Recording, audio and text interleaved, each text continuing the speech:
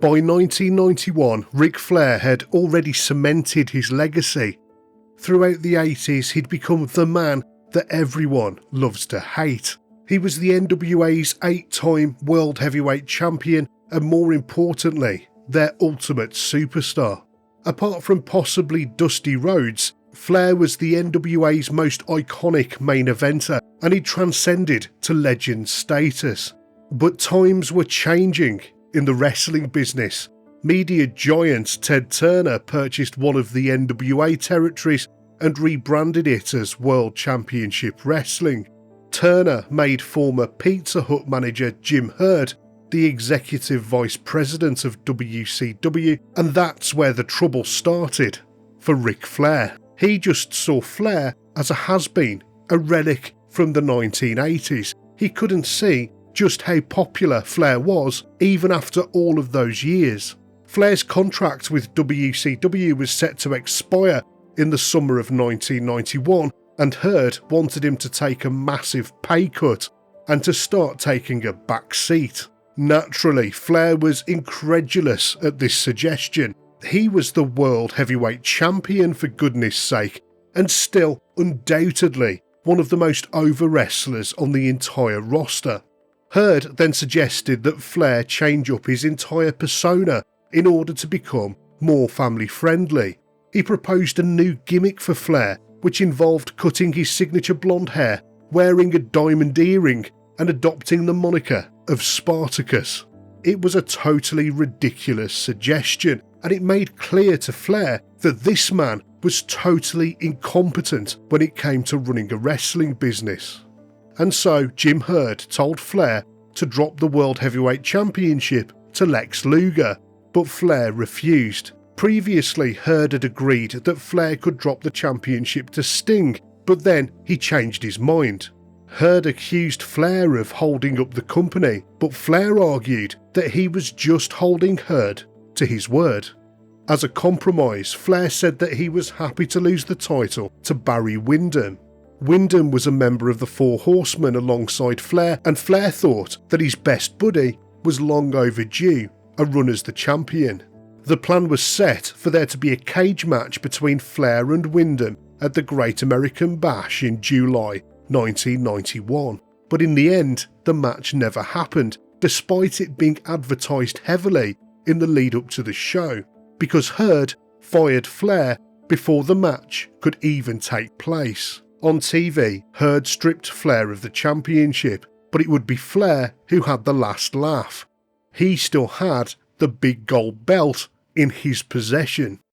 In WCW, champions were required to leave a security deposit of $25,000, which would be returned to them once they relinquished the title. I put up a bond for $25,000, and when I asked for my money back, Herd said, "Fuck you and the belt." I said, "It's not fuck me, it's fuck you. Watch where the belt is next Monday."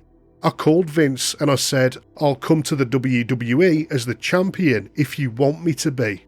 I sent the belt to WWE and Bobby Heenan took it out on TV the next week. Flair sat down with McMahon and told him how much money he'd been making in the NWA. McMahon told him not to worry, in the WWF he'd be making a whole lot more. But while Flair was set financially, his run in the WWF would be far from perfect. The first 6 months, however, were really exciting.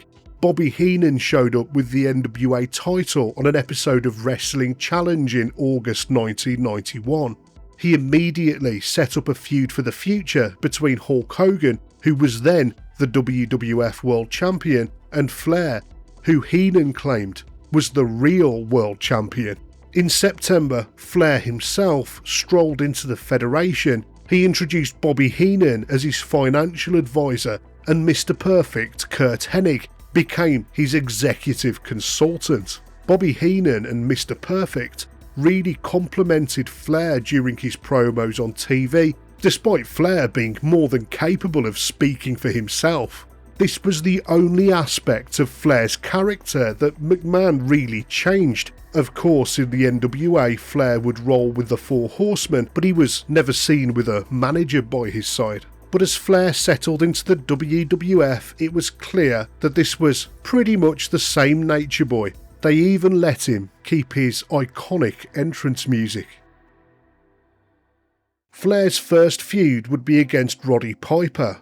He initiated the feud by attacking him with the big gold belt. At the Survivor Series in November, Flair led his team to victory over Piper's team before getting involved in the title match between Hulk Hogan and The Undertaker. Hogan was the WWF champion going into the match, but thanks to Flair's interference, The Undertaker beat him for the title. It looked like that huge dream match between Flair and Hogan was on the cards for 1992. They even had Hogan cutting promos hyping up the match beforehand. But before they could get to that, there was some real-life turmoil behind the scenes. WCW started a lawsuit against the WWF for stealing their World Heavyweight title. As soon as WCW realised the damage, they filed a lawsuit to have me send back the belt, all over 25 grand. Here you have a company spending millions on nothing, and they couldn't give me my 25 grand. I was really hurt by all that happened, especially after I'd been there for so long. I said to Herd, "I'll give you 3 months to return my deposit." And guess what? 90 days later, he was gone. Flair was pleased to hear that Herd had been fired for his incompetence, and so Flair returned the belt to WCW. The big gold belt had served its purpose in the WWF. The Royal Rumble match was for the vacant WWF Championship. Flair entered the match at number 3, and after eliminating 5 opponents and spending 1 hour in the match, he won the WWF Championship. After the match, Flair cut one of his classic promos. "Now it's Ric Flair, and y'all pay homage to the man." Woo! The expectation was for Flair to face Hogan at WrestleMania 8 in the main event for the title, but sadly, that dream match never happened. Flair himself says that he was never given a direct explanation as to why the match was cancelled. Maybe they didn't perceive me as being over enough. Everybody's speculation says it would have been the biggest thing ever, but you never know. I've heard Hulk wanted to go off and do TV. He did that Thunder in Paradise show. Who knows? The men had been facing each other on house shows up and down the country to warm up, and there's some speculation that Vince McMahon wasn't happy with the attendance figures on those house shows. Instead, the Macho Man replaced Hogan as Flair's opponent going into WrestleMania 8. In the run-up to the match, they really made Flair look like a total slimeball as he tried to drive a wedge in between Savage and Miss Elizabeth. In the storyline, Flair played on Savage's paranoia by claiming that he dated Liz many years ago and that she took a spin on Space Mountain, so to speak. In one memorable segment, Flair showed off past photos of Elizabeth enjoying Flair's company on vacation. And then he even had the photos printed in the latest issue of WWF magazine. It was a really smart angle that got Flair a ton of heat, especially when he described Liz as damaged goods. Savage, of course, was furious, and Elizabeth claimed that this was all untrue and Flair had doctored the images. At WrestleMania, the men fought for 25 minutes in a decent match before Savage rolled Flair up to win the match and the title. As good as the match was, it wasn't the main event, even though it was for the WWF Championship.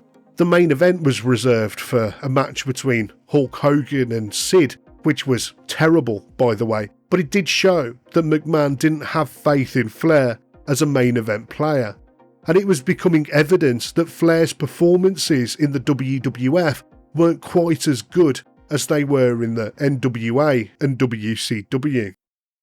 The feud between Flair and Savage continued into the summer, with Flair beating Savage to win the title back in September 1992 with help from Mr. Perfect and Razor Ramon. However, Flair's second reign as champion ended up being a transitional one. The Ultimate Warrior gave him a serious inner ear injury during a match shortly after he won the title, and McMahon had set his sights on Bret Hart becoming the company's new figurehead after the steroid scandal, and the fans had been gravitating towards Hart all the way through the year. Hart would end up beating Flair for the championship on a non-televised show in October 1992. A win over Flair was a great start for Hart's first WWF title reign, but in reality, Hart had no love for the Nature Boy. Hart believed that Flair undermined him by only making half an effort during their match.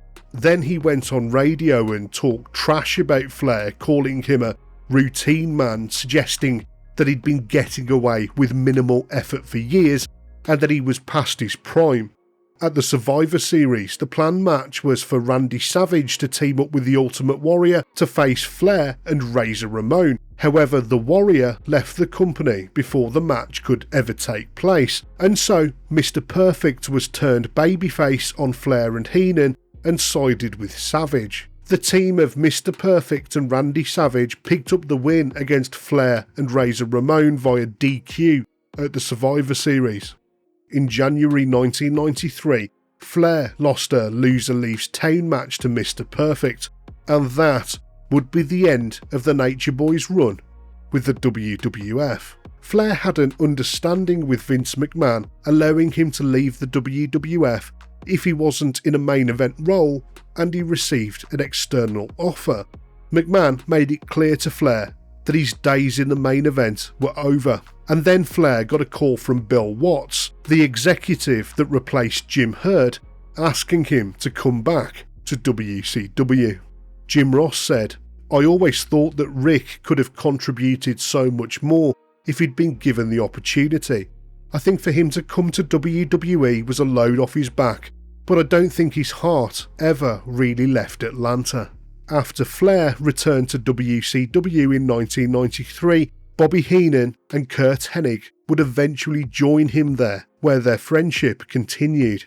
Ric Flair's early 90s WWF run was solid, but not spectacular. He just lacked that sparkle that made him so special in the NWA.